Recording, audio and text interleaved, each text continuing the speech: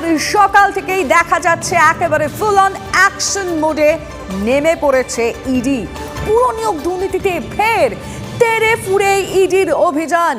সন্দেশখালী কাণ্ডে 7 দিনের মাথায় 7 সকালে কেন্দ্রীয় এজেন্সির অ্যাকশন।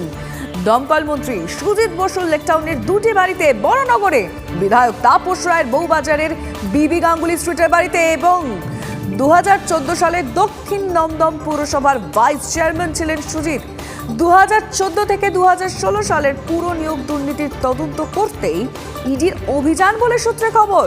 তবে এখানেই শেষ নয়, বিরাটির খালাসিটোলায় তৃণমূল কাউন্সিলর সুবোধ চক্রবর্তীর বাড়িতে এই মুহূর্তে ইডি পৌঁছে গিয়েছে।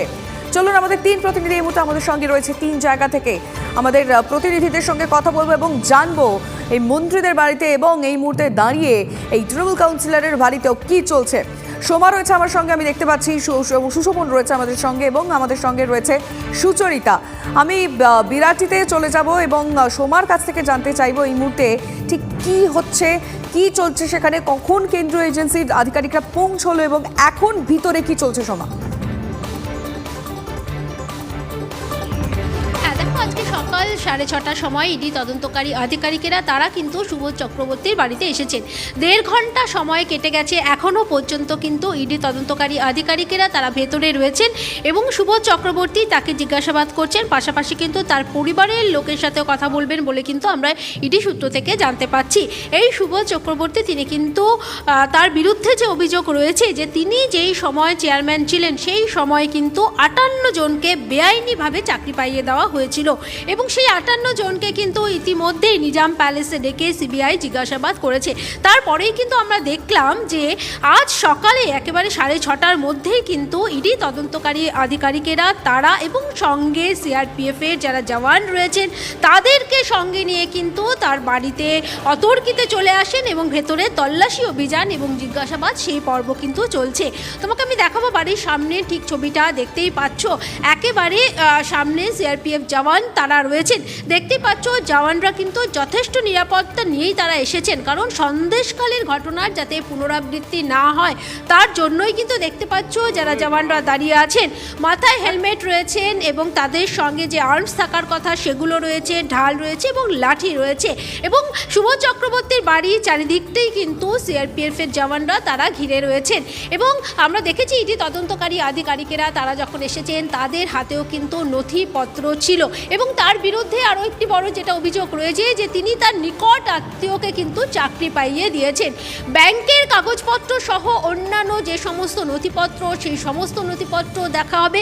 তার কারণ ইডি তদন্তকারী আধিকারিকরা তারা দেখতে চাইছেন যে এই পুরো নিগম দুর্নীতিতে তিনি যেই সময় ছিলেন সেই সময় বেআইনিভাবে যে চাকরি পাইয়ে দেওয়া হয়েছে তাতে তিনি কোনোভাবে আর্থিকভাবে বেনিফিটেড হয়েছেন কিনা বা আরও কেউ রয়েছে কিনা এই চক্রের সাথে, অর্থাৎ যে দুর্নীতি চক্র চলছে সেই দুর্নীতির সাথে আর কেউ যুক্ত রয়েছেন কিনা সেই সমস্ত বিষয়গুলো। পাশাপাশি আমরা জানি যে প্রথমে কিন্তু অয়নশীল তার কাছ থেকেই কিন্তু বিভিন্ন নথিপত্র পাওয়া গিয়েছিল, তারপরেই কিন্তু এই পুরো নিগম দুর্নীতি নিয়ে তদন্ত একদিকে যেমন দক্ষিণ দমদম পৌরসভা, অপরদিকে কিন্তু উত্তর দমদম পৌরসভায় এইভাবে কিন্তু তল্লাশি অভিযান চালাচ্ছেন। তার মধ্যে কিন্তু আমরা দেখলাম আজ এই অতর্কিতে সুবোধ চক্রবর্তী, প্রাক্তন তিনি চেয়ারম্যান, বর্তমানে তিনি এই 19 নম্বর ওয়ার্ডের তৃণমূল কাউন্সিলর, তার বাড়িতে তল্লাশি অভিযান চলছে, তাকে জিজ্ঞাসাবাদ করা হচ্ছে এবং 1.5 ঘন্টা সময় অতিক্রান্ত হয়ে গেছে, আরও বেশ কিছু সময় লাগবে এবং তারা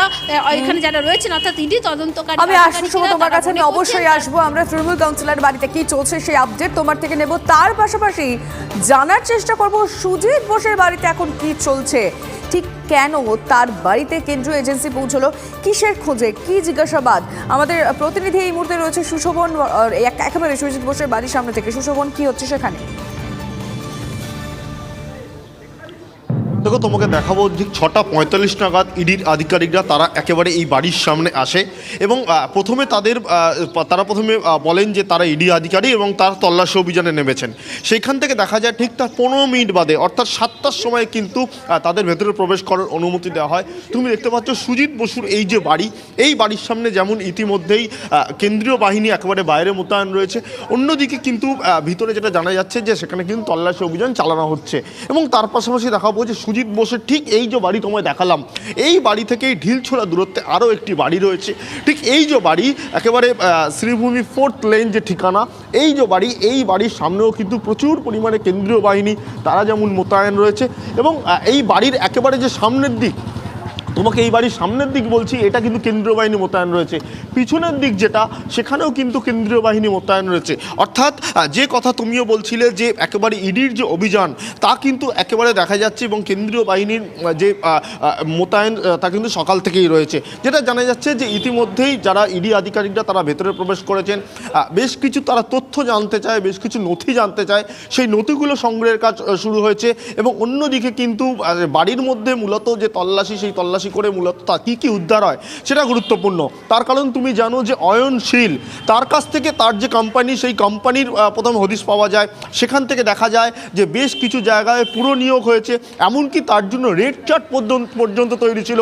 সেখানে কে কত টাকা দেবে এবং তার ভিত্তিতে কোথায় কার কোথায় চাকরি হবে, এই বিষয়টা কিন্তু উঠে আসে।